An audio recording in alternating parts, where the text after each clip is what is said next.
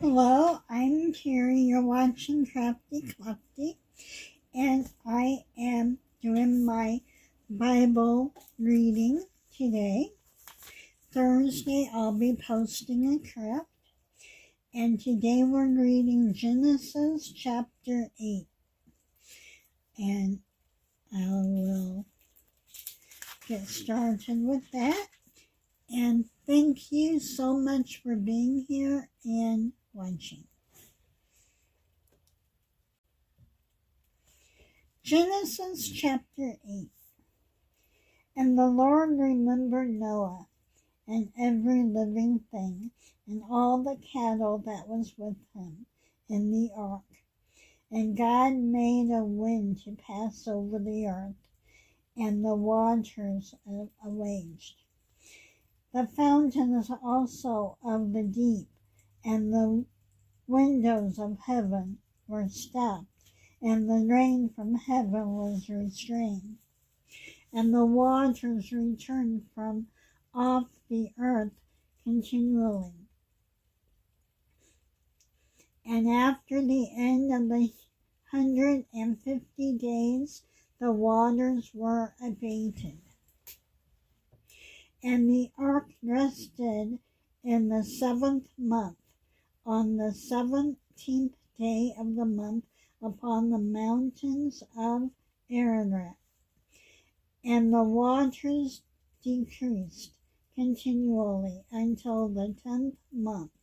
In the 10th month, on the 1st day of the month, were the tops of the mountains seen. And it came to pass at the end of 40 days that Noah opened the window of the ark which he had made. He sent forth a raven, which went forth to and fro until the waters were dried up from the earth. Also he sent forth a dove from him, to see if the waters were abated from off the face of the earth, the ground. But the dove found no rest for the sole of her foot, and she returned unto him into the ark, for the waters were on the face of the whole earth.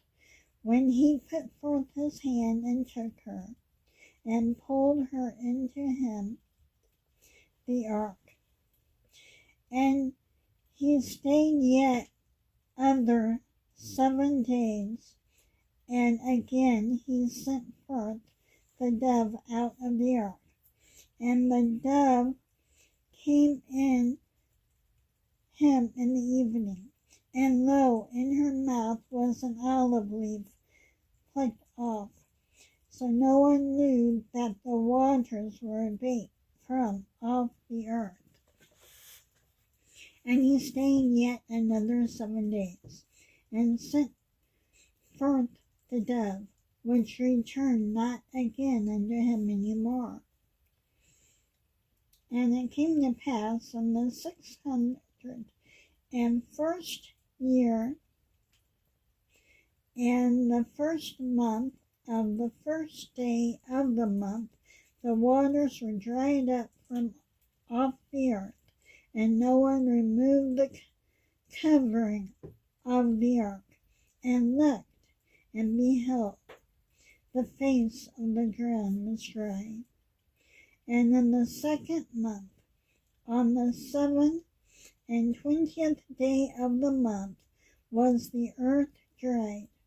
And God spake unto Noah, saying, Go forth of the ark, thou and thy wife and thy sons wives with thee.